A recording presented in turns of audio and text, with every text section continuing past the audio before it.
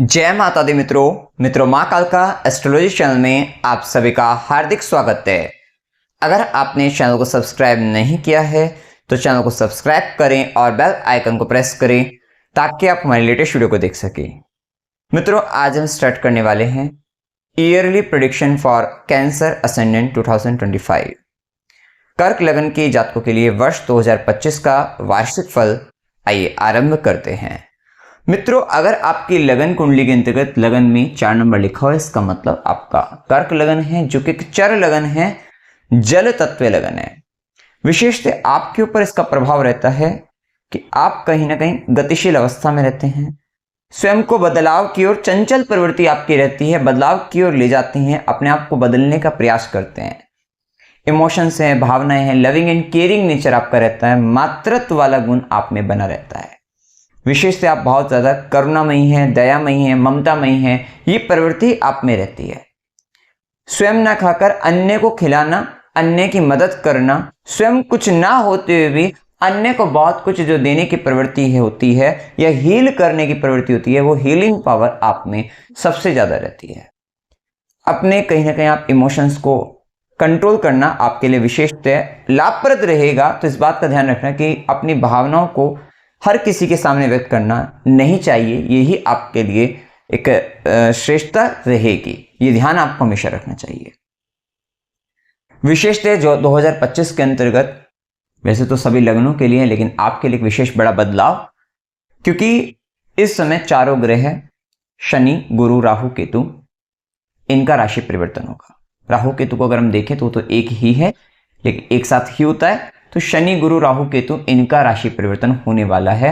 तो जब एक बड़े ग्रहों का, अर्थात जो लंबे समय में, दीर्घ काल में जाकर राशि परिवर्तन करते हैं, उनका प्रभाव व्यक्ति ग्रह में बहुत अधिक पड़ता है। तो आपके लिए भी 2025 का साल विशेष बड़े बदलाव का साल रहेगा। लंबे समय से जो कुछ चल रहा था, अच्छा या बुरा, कहीं ना कहीं परिवर्तन का समय रहेगा। तो अब इस समय के अंतर्गत अगर हम देखें तो सबसे पहले हम जाने कि जो गुरु का प्रभाव, गुरु वृषभ राशि में गोचर करेंगे 14 मई 2025 तक, और वहां से गुरु का गोचर मिथुन राशि के अंतर्गत रहेगा। फिर उसके बाद कुछ महीनों के लिए, क्योंकि गुरु अतिचार्य जल्दी राशि परिवर्तन कर रहे हैं, वैसे 1 वर्ष का होता समय, लेकिन ये 18 अक्टूबर को फिर से 5 दिसंबर तक रहेंगे कर्क में, फिर से मिथुन में आ जाएंगे। तो अगर हम देखें तो 14 मई 2025 तक स्थिति ऐसी है कि आपका षष्ठेश और भाग्येश 11वें घर के अंतर्गत वृषभ राशि के अंतर्गत है, जो कहीं ना कहीं आय की दृष्टि से, लाभ की दृष्टि से, इच्छा पूर्ति की दृष्टि से काफी अच्छा है। लगन से 11वां होने के कारण शारीरिक दृष्टि से भी आपके कहीं ना कहीं यहां पर वेट गेन का समय कह सकते हैं। तो वेट गेन होगा, प्रमोशन होगा, लाभ होगा, प्रॉफिट मिलेगा, साथ साथ आपका नेटवर्क बढ़ेगा, उन सब दृष्टि से अच्छा है। चाचा, मित्र, बड़े भाई बहनों के द्वारा कोई लाभ आपको मिल सकता है, भाग्य का साथ आपको मिल सकता है, उन सारी दृष्टियों से आपके लिए अच्छा रहेगा। सैलरी वगैरह है तो वहां पर हो सकता है इंक्रीमेंट आपके रहे। तो ये करीबन पहले भी चल रहा था और ये करीबन आपका 14 मई 25 तक आपको देखने को मिलेगा। भाग्य का साथ इन सारी दृष्टि से मिल रहा था। वहीं गुरु की दृष्टि को भी देखें तो 5th एस्पेक्ट 3rd हाउस पर थी, 5वीं ज्ञान की दृष्टि। आप अपने कहीं ना कहीं सिबलिंग्स का ध्यान अपने बच्चों की तरह से केयर कर रहे थे। साथ ही कम्युनिकेशन से रिलेटेड चीजों में वहां से कुछ हो सकता है, कोई स्किल्स प्रैक्टिकली कुछ सीख रहे हो, बेसिकली प्रैक्टिकल लेवल पर कोई स्किल्स आप ले रहे हो, उस तरफ विशेष ध्यान आपका था और बहुत सारा व्यवहारिक ज्ञान आपने लिया है। तो ये सब चीजों की तरफ आपका ध्यान था। वहीं गुरु की सीधी दृष्टि 5th हाउस पर भी थी, जो कि 14 मई 25 तक अभी रहेगा प्रभाव। जो निसंतान है उनके लिए संतान प्राप्ति के लिए बहुत अच्छा समय है, ज्ञान की दृष्टि से बहुत अच्छा समय है, आध्यात्मिक ज्ञान की दृष्टि से बहुत अच्छा समय, क्योंकि गुरु की सीधी दृष्टि स्कॉर्पियो साइन है, 5th हाउस पे है। तो ये आपको ज्योतिष विद्या, गुप्त विद्या, तंत्र मंत्र या आध्यात्मिक ज्ञान भी देने वाली है, समाधि का ज्ञान भी देने वाली है। वहीं गुरु की भाग्य की दृष्टि 7वें घर प्रति नवम दृष्टि 7वें भाव प्रति, जो कहीं ना कहीं आपके लिए पद प्राप्ति को लेकर भी अच्छा था। 5th हाउस पर, 7th हाउस पर, ये कहीं ना कहीं आपकी पोजीशन, नेम, फेम, पद प्रतिष्ठा, इनको बढ़ाने वाली थी। साथ ही जो अविवाहित व्यक्ति हैं उनके लिए भी 14 मई 2025 तक का समय काफी अच्छा है कि विवाह होने की संभावना, और जो व्यापार करना चाहते थे उनके लिए भी समय अच्छा रहेगा। किस समय के अंतर्गत कोई व्यापार का आरंभ हो सकता है, ये सब संभावनाएं देखने को आपको मिलेगी। और जो सेकंड चाइल्ड करना चाहते हैं उनके लिए बहुत अच्छा समय देखने को मिल जाएगा। इसके बाद अगर हम आगे बढ़े, एक चीज का और ध्यान रखिए, क्योंकि षष्टेश बनकर भी 11वें घर के अंतर्गत हैं गुरु का प्रभाव, तो यहां पर आपके बहुत सारे ऐसे लोग जहां पर मतलब जो शत्रु बने हुए थे वो भी मित्र की तरह या उनसे भी आप लाभ लेते हुए नजर आओगे। शत्रुओं से भी लाभ, या जहां पर जिन लोगों ने पैसा मारा हुआ था उनसे भी पैसा निकलवा लेना, लाभ ले लेना, तो ये सारी चीजें आपको देखने को मिल सकती है 14 मई 25 तक। इसके बाद की जो स्थिति रहेगी 14 मई 2025 के बाद आपके लिए ये गोचर मिथुन राशि में जैसे हो जाएगा, भाग्य का स्वामी और षष्टेश ये व्यय भाव 12वें घर के अंतर्गत चले जाएंगे। एक बात तो ये तय है कि भाग्य का स्वामी व्यय भाव में भाग्य की हानि कह सकते हो आप, लेकिन इसको आप इस तरीके से भी देखिए कि भाग्य आपका वहां चला गया 12वें में, तो वहां की चीजों में आपको भाग्य का लाभ आपको मिल जाएगा। तो अगर आप विदेश संबंधित कुछ भी प्लान कर रहे थे, फॉरेन से रिलेटेड, फॉरेन एजुकेशन से रिलेटेड कुछ भी प्लान कर रहे थे, तो आपके लिए अच्छा रहेगा। जन्म स्थान से दूर देश प्रदेशों से कोई काम करने की सोच रहे थे, विशेषतः 6 लॉर्ड बनकर गया है, नौकरी मिल जाएगी आपको। बड़ी कंपनी, इंटरनेशनल कंपनी के अंतर्गत बाहर की कंपनियों में आपको जॉब मिल सकती है। तो उन सब दृष्टि से ये समय आपके लिए काफी अच्छा हो जाएगा। अगर आप ऐसा कुछ नहीं करते हैं, 12वें घर से नहीं जुड़ते हैं, तो फिर ये भाग्य की हानि कह सकते हैं, वहां पर थोड़ा दिक्कतें आएंगी। इसको और गहराई से समझे कि गुरु का व्यय हो रहा है 12वें घर में मिथुन राशि के अंतर्गत।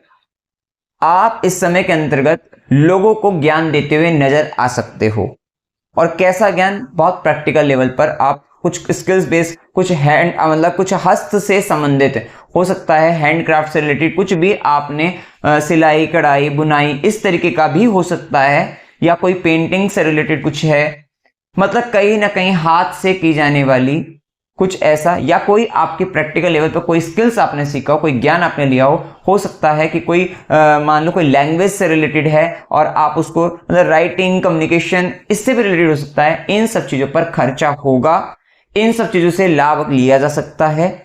ये सारी चीजें वहां पर होगी, क्योंकि गुरु है, सलाह का कार्य होगा, सलाह ली जाएगी नहीं तो दी जाएगी, ये दोनों में से कुछ हो सकता है। टीचिंग का काम, छोटे छोटे बच्चों को पढ़ाना, सिखाना, ये सारी चीजें वहां पर देखने को आपको मिल सकती है।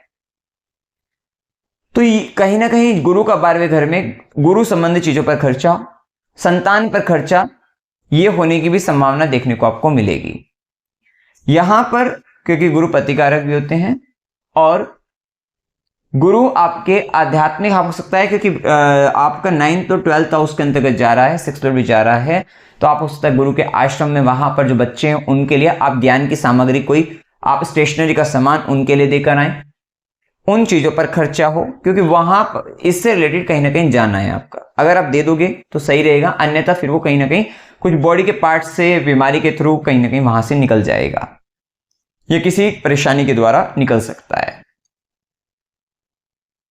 गुरु का प्रभाव रहेगा तो हो सकता है गोल्ड से रिलेटेड चीजें, और गोल्ड में भी यहां पर क्योंकि जेमिनी साइन आता है तो वहां पर कुछ कानों में पहनने का गोल्ड, हाथों में पहनने का गोल्ड, भुजाओं से संबंधित, तो ये इत्यादि पर खर्चा होने की संभावना हो सकती है। बर्तन इत्यादि पर भी गोल्ड या पीतल विशेषतः इन पर आपका खर्चा या इनका व्यय होता हुआ दिखाई देगा। फिर तो कहीं ना कहीं इनसे रिलेटेड कुछ बनता है अपने गुरु पर खर्च करने का और कुछ सीखने के लिए बेसिकली। तो यहाँ पर हो सकता है कि कुछ आप एजुकेशन लो, बाहर जाकर करो, ऑनलाइन करो, ऑनलाइन प्लेटफॉर्म के थ्रू आप कोई कोर्स करते हुए नजर आए, और वहां पर, और वो हो सकता है थोड़ा स्पिरिचुअल भी हो या कहीं ना कहीं बहुत प्रैक्टिकल लेवल पर हो, इंटर्नशिप हो, तो वहां से आपको फिर गेन भी होंगे, प्रॉफिट भी होंगे, और वहां पर खर्चा भी होता हुआ दिखाई दे रहा है। साथ ही आप अपने घर के बड़े बुजुर्गों पर खर्च कर सकते हैं, धार्मिक यात्राएं, तीर्थ यात्राएं, और खासकर आपकी भी खुद की बनती है, क्योंकि शनि भी मीन राशि के अंतर्गत 9th हाउस में गोचर करेंगे। ये बताते हैं कि पहाड़ चढ़कर आना है, तो आपका भाग्य के मामले में जो अड़चन रुकावटें जो शनिदेव दे सकते थे वो नहीं देंगे। कहीं ना कहीं ये यात्रा आपकी बनती है, और ये यात्रा देखो केवल अभी 2025 के लिए नहीं, क्योंकि शनि का गोचर 2.5 साल के लिए टाइमिंग हमने लिखी है, तो ये यहां पर आपको दे सकता है। विशेषतः जब आपका भाग्य का स्वामी 9th लॉर्ड 12वें घर में गुरु जाएंगे, सेम टाइम पर राहु आपके 8th हाउस में होगा, ठीक है, और राहु के साथ साथ जो शनि होगा यहां पर, ये आपका 9th हाउस में आ जाएगा, जो कि 9th का व्ययश भी है। मतलब नवम भाव पीड़ित अवस्था में आ रहा है, भाग्य का जो भाव है, जो पिता का है, गुरु का है, मतलब वहां पर एक तो शनि की बैठक हो गई, वहां के स्वामी 12वें घर में चले गए और वहां से 12वें में राहु का गोचर, ये पिता को कष्ट देने की संभावना बताता है। गुरु संबंधित परेशानी भी हो सकती है, पिता को कष्ट, पिता का स्वास्थ्य का ध्यान रखना है। और कहीं ना कहीं पिता गुरु से संबंधित वहां पर मीन राशि है तो या तो कुछ देना है, डोनेशन करना है, या उनकी मुक्ति से संबंधित कुछ कर्म करने हैं। तो कहीं ना कहीं कुछ ऐसा एक संबंध आपको देखने को मिल सकता है। ठीक है, कहीं ना कहीं वहां पर कुछ इस तरीके का प्रभाव देखने को मिलेगा। अब देखो गुरु का जो प्रभाव रहेगा, अच्छी बात है कि गुरु 12वें में तो गए, लेकिन 12वें में जाकर 5वीं दृष्टि 4th हाउस पर दे रहे हैं। ज्ञान की दृष्टि से आपके अंतःकरण हृदय में सुख शांति देते हुए नजर आएंगे, इंटरनली पीस मिलेगा, प्रसन्नता, खुशी मिलेगी। सेम टाइम पर लगन से अष्टम में राहु भी रहेगा, राहु की भी दृष्टि रहेगी। तो ये कहीं ना कहीं एक स्थिति ऐसी रहेगी कि एक व्यक्ति आपको निरंतर, इस समय के अंतर्गत एक व्यक्ति निरंतर आपको कुछ ऐसा सिखा रहा है, आप कुछ ऐसा पढ़ रहे हैं, किताबों से पढ़ सकते हैं, प्रैक्टिकल आप उसको अप्लाई भी कर सकते हैं। तो कुछ आप ऐसा पढ़ रहे हैं, ऐसा सीख रहे हैं, या गुरु का जो ज्ञान मिल रहा है वो आपको आपके अंतःकरण को शुद्ध कर रहा है, सुख शांति वैभव दे रहा है, इंटरनल पीस मिल रही है। वहीं एक तरफ लगन से 8वें में आपकी बुद्धि में कुछ ऐसा चल रहा है कि जो राहु है यहाँ पर, इसकी दृष्टि पड़ने से आप अंदर से डरे हुए हो, एक अन्य व्यक्ति आपको डर, भय, चिंता, निराशा ये पैदा करवा रहा है, भ्रम की स्थिति आपके अंदर आ रही है और कहीं ना कहीं छोटी छोटी चीजों को लेकर घबरा रहे हैं। ये देखिए दशा पर निर्भर करेगा। जिनकी गुरु दशा है उनके लिए वहां के रिजल्ट, और जिनकी राहु दशा है उनके लिए वहां के रिजल्ट प्रोमिनेंट हो जाएंगे।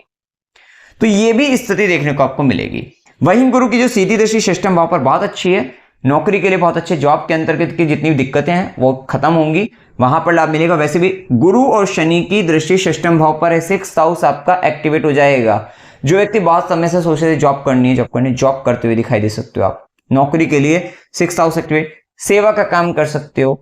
तो ये सारी चीजें कोई हो सकता है। तो या जिन व्यक्तियों को अपना ऋण उतारना है, अपने शत्रु का मतलब शत्रु को से मुक्ति पानी है, कोर्ट कैसे मुक्ति पानी है, कहीं ना कहीं 6th हाउस एक्टिवेशन में आपको गेन मिल सकता है, प्रॉफिट मिलेगा यहाँ से रिलेटेड।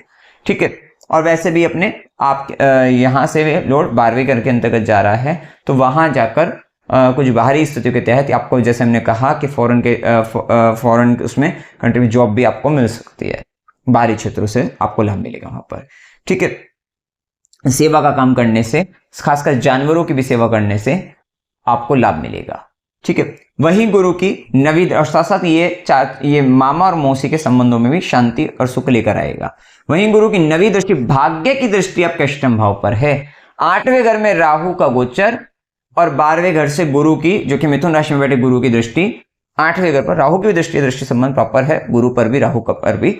तो अब क्या होगा कि राहु यहां पर आपको रिसर्च की क्वालिटी दे रहे हैं, बहुत अधिक रिसर्चर बना रहे हैं, खोजी प्रवृत्ति का बना रहे हैं। साथ ही आप अगर कोई ज्योतिष विद्या के अंतर्गत है, वहां पे बहुत अच्छा, बहुत गहराई में उतरकर आप सीखते और कुछ अलग ही अमृत निकालते हुए नजर आएंगे, तो वो सब चीजें रहेंगी। या अष्टम भाव के अंतर्गत हो सकता है डेटा से रिलेटेड कोई डिटेलिंग के काम है, टेस्टिंग के काम है, वो सब चीजें आप करते हुए नजर आओ। तो कहीं ना कहीं 8वें घर से संबंधित कुछ भी, अगर आप किसी भी रिसर्च से संबंधित काम में हो या तो वहां पर आपको लाभ मिलता हुआ नजर आएगा।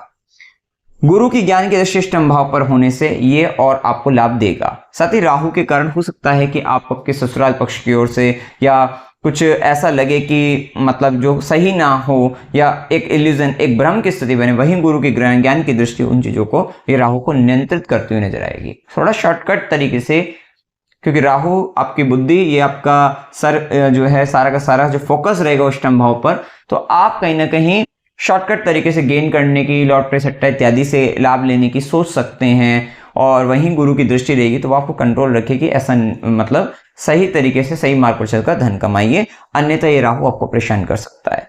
ठीक है, ज्यादा लालच करने से ये राहु गड्ढे में ले जाएगा, दिक्कत दे देगा आपको, तो इस चीज से हमें सावधान रहना है।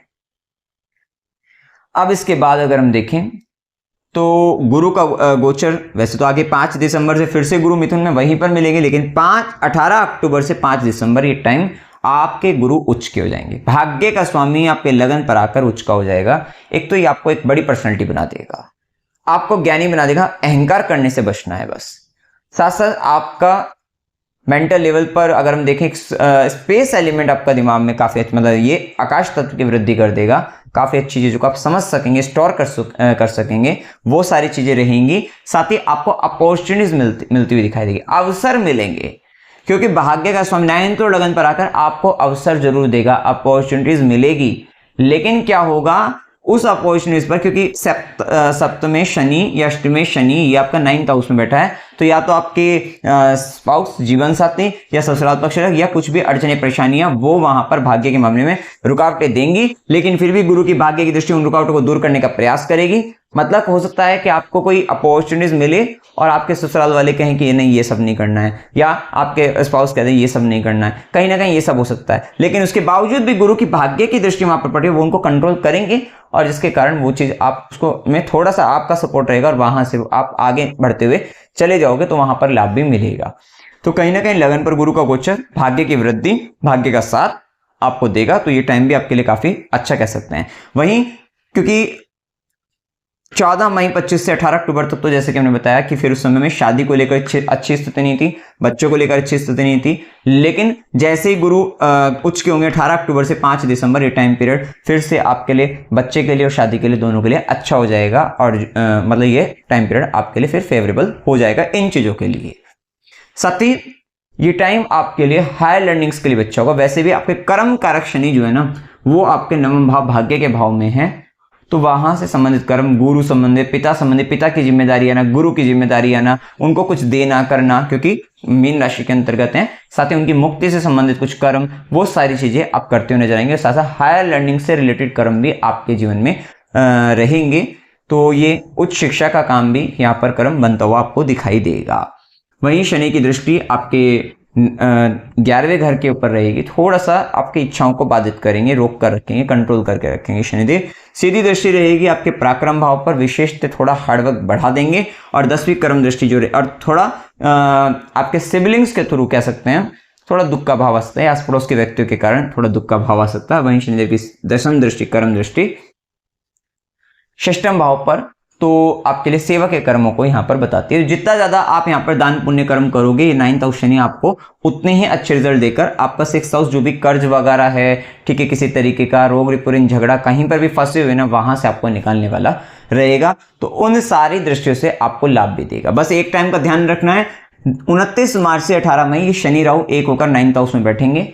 ये आपको थोड़ा डोनेशन इस समय बढ़ाए रखना है। मैं आपको बताऊंगा कि यहाँ पर आपको मंदिर रेगुलर जाना है, मंदिर जाकर मंदिर में जो आपका 4th क्लास लोग, मतलब जो कर्मचारी मिले, उनको भी आपको डोनेशन देना है, उनको खाने पीने की या फिर किसी भी तरीके की वस्तु जो आप दे सकते हैं, उनकी जरूरत की है वो आप दे दीजिए। साथ ही और इसके अंतर्गत ना आप इनको शूज, स्लिप, मतलब कोई चप्पल वगैरह है, बेडशीट वगैरह है, जूते वगैरह, ये सब भी आप दे सकते हैं। या किसी को कोई चटाई चाहिए, बेड चाहिए, इस तरीके का कुछ अगर दिलवा, जैसा भी आपकी स्थिति बने, तो वहां पर ये आपके मंदिर के अंतर्गत करने वाले काम, साफ सफाई का काम करने वाले, या फिर जो भी कुछ पियोन वगैरह है वहां पर, और मंदिर के बाहर ये राहु के लिए, तो वहां पर कोई भिखारी भिक्षु, मंदिर के अंदर मंदिर के बाहर, दोनों तरीके से वहां पर आपको हो सकता है कोई मांगता वो भी दिखाई दे, तो रेगुलर आपको इस समय में जाना है मंदिर, और अगर कुछ इस तरीके का होगा तो वहां पर देना भी है, और वैसे भी नॉर्मली भी वहां पर कुछ ना कुछ देके जरूर आना है।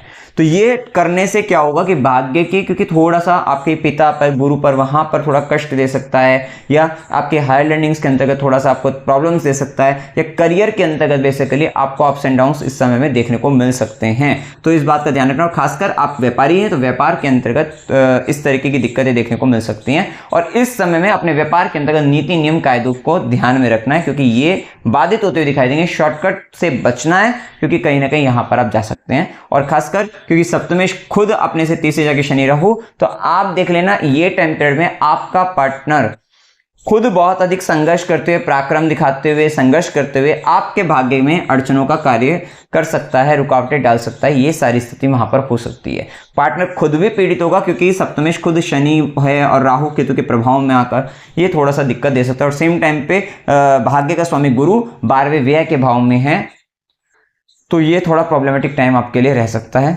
तो ध्यान रखना है, पिता का जो भी हमने बताया वहां पर इनका ध्यान रखना है। तो ये उपाय आपको इस समय के अंतर्गत विशेष से करने हैं। अब देखिए यहाँ पर एक चीज का और ध्यान रखना है कि केतु का जो प्रभाव आपके दूसरे भाव के अंतर्गत रहेगा, 1.5 साल का गोचर है, 18 मई से लेकर 5 दिसंबर 2026 तक। तो केतु दूसरे भाव के अंतर्गत आप देखना कि आपके थोड़ा जो आपके परिवार के लोग हैं वहां पे असंतोष का भाव आ सकता है। साथ ही आपको सेविंग से रिलेटेड इशू, वैसे वो इशू तो आपने पहले भी देखा क्योंकि शनि का गोचर जब कुंभ राशि में अष्टम भाव में चला, शनि की सीधी दृष्टि थी आपकी, तो वो इशू आपका सेविंग से रिलेटेड इशू तब भी आपने 2.5 साल देखा है। लेकिन अभी केतु के प्रभाव में अगर जिनकी दशा केतु का प्रभाव होगा उनका सेविंग का इशू फिर से रहेगा। अब इसमें क्या होगा कि अगर आप इस इश्यू से थोड़ा बच भी सकते हैं, ऐसा नहीं है कि नहीं बच सकते, बच सकते हैं कैसे कि आपके कुंभे के अंतर्गत कोई ऐसा बच्चा, कोई ऐसा व्यक्ति या पढ़ने वाले व्यक्ति जहां जो होता है अकेले हो, एकांत हो, जिनकी जिंदगी में कोई और ना हो, उनको थोड़ा सपोर्ट करना है। या कोई भी ऐसा व्यक्ति विशेष जो थोड़ा मतलब जो वहां पर आपका ऐसा लगे कि अनाथ है, मतलब अकेला पड़ गया है बेसिकली, उनको सपोर्ट करने से आपको लाभ मिलेगा। ठीक है, तो इस चीज का आपको ध्यान देना है। साथ ही ऐसे व्यक्ति जो अनाथ हैं, जिनको कोई नहीं है, उनको खाना खिलाने से इस पर्टिकुलर टाइम में आपको, या उनको अगर स्टूडेंट वाली एज के हैं तो उनको ज्ञान की सामग्री देने से आपको विशेष लाभ मिलेगा। इस चीज का ध्यान रखना। नहीं तो और ध्यान रखना कि केतु की अगर दशा भी है और केतु का गोचर जो द्वितीय भाव में, मौन रहने से आपको लाभ मिलेगा। मौन रहोगे आपकी पोजीशन बनी रहेगी, और मौन नहीं रहोगे तो कहीं ना कहीं आपकी डिफेम हो सकता है वहां पर, तो वो थोड़ा दिक्कत आपको देखने को मिल सकती है। खासकर ये फैमिली के अंतर्गत, कुंभे के अंतर्गत, वहां पर भी आपको थोड़ा मौन रहने से आपको फायदा मिलेगा। और बहुत सारे ऐसे काम आपको लिखकर करने चाहिए इस समय में, बोलने से बजाय लिखकर करने से आपको लाभ मिलेगा। इस चीज का ध्यान आपको रखना है। तो यहाँ पर परिवार से असंतोष, से थोड़ा धन से संबंधित असंतोष, सेविंग से रिलेटेड ये इशू हो सकता है। यहाँ ये स्थिति केतु के प्रभाव में थोड़ा रहेगी। अब देखिए उपाय आपको क्या करनी चाहिए। ओम नमः शिवाय मंत्र का जाप कर विष्णु सहस्त्रनाम स्तोत्र का पाठ करना है। और जैसे कि हमने बताया, शूज, स्लीपर, बेडशीट, बेड से रिलेटेड ये आपको आपके ये पिता से संबंधित भी मांगी जा सकती है, गुरु से संबंधित भी हो सकती है, कई मंदिर में ब्राह्मण से संबंधित भी हो सकती है। अब वो हो सकता है सामने से अपने आप आकर मांगे, तो इनसे रिलेटेड भी हो सकते हैं। अगर इनको जरूरत हो तभी इस तरीके की शनि से संबंधित वस्तु देनी है, अदरवाइज आपको इनको तो कुछ और जो भी संबंधित बने, जुपिटर को जुपिटर से रिलेटेड सामान देना चाहिए, शनि को शनि से संबंधित, इस बात का ध्यान रखें। अदरवाइज फिर वो नौकर जो वहां पे काम करने वाले हैं, या कोई भिखारी या बाहर भिखारी, उनको आपको देना चाहिए। ठीक है, स्ट्रीट डॉग की सेवा करने से भी आपको केतु से संबंधित जो पीड़ा परेशानी है वो आप उससे मुक्त होंगे। इस चीज का ध्यान रखना। पंचामृत से शिवलिंग का अभिषेक करते रहना है। जैसे कि हमने बताया भी है कि 9th हाउस शनि मीन राशि, जल तत्व की राशि है, इमोशनल दिक्कत भी आपको देता है। वैसे भी आप तो कर्क लगन की इमोशनल दिक्कत आती है, इमोशनल दिक्कत आपको कहीं कहां से आएंगी, ये पिता और गुरु या कोई भी आपके बॉस से रिलेटेड भी हो सकते हैं। बेसिकली ध्यान रखना है, यहाँ पर जो पिता और गुरु की बात करें, वहां बॉस का भी 9th हाउस से ही देखते हैं, तो वहां इशू आ सकते हैं। तो पंचामृत से शिवलिंग पर अभिषेक करते रहेगा। आदित्य हृदय सूक्त का पाठ करना है। हाँ, अगर आपको ऐसा लगे कि दशा भी शनि की थी और आपका है ना अपॉर्चुनिटीज आपके पास, मतलब कहीं ना कहीं वहां पे रुकावटें डालने वाले कोई खड़े हो गए, तो आपको कोई पहाड़ी पर कोई मतलब कोई मंदिर है, तीर्थ यात्रा वहां पर करके आइएगा, आपको लाभ मिलेगा इससे। तो पहाड़ चढ़ना यहाँ पर बहुत अच्छा रहेगा। जिनकी दशा राहु के, खासकर उनके लिए काल भैरव अष्टकम या ओम नमो नारायण इस मंत्र का जाप करना है। या अगर आपको ऐसा लगे कि आपको कोई, जैसे मैंने कहा था कि एक जगह से आपको ज्ञान मिल रहा है जिससे आपको मन को सुकून शांति, दूसरा व्यक्ति कोई डरा रहा है या कहीं से एक अज्ञात भय आपको आ रहा है, तो वहां पे काल भैरव अष्टकम और ओम नमो नारायण इस मंत्र का जाप आपके लिए काफी श्रेष्ठ रहेगा, आपको अच्छा लगेगा। साथ ही दशा अगर राहु की है, राहु का गोचर अष्टम भाव में चल रहा है, या वैसे भी कर्क लगन के जातकों को इसमें छत से जुड़े हुए काम नहीं करने हैं, तो छत से संबंधित किसी भी प्रकार के कार्य से बचना है। अन्यथा किसी तरीके का चोट लगना, फिर या वो काम करने के बाद आपको दिक्कतें और जिंदगी में दिक्कतें आ जाना, तो थोड़ा वहां पर दिक्कत आएगी, तो उससे बचना है। अभी 1.5 साल के लिए वहां से दूर रहना है। साथ ही शनि के प्रभाव में ये मीन राशि में 9th हाउस के अंतर्गत पिता के, गुरु के पैरों पर तेल लगाने से, उनकी मालिश करने से पैरों की, और या तलवों की बेसिकली वहां पर, तो वो क्योंकि मीन राशि के अंतर्गत है, वहां से विशेष लाभ आपको देखने को मिलेगा। तो ये आप कर सकते हैं। तो मित्रों, जानकारी अगर आपको अच्छी लगी हो, वीडियो को लाइक कीजिएगा, शेयर कीजिएगा और चैनल को सब्सक्राइब कीजिएगा। जय माता दी।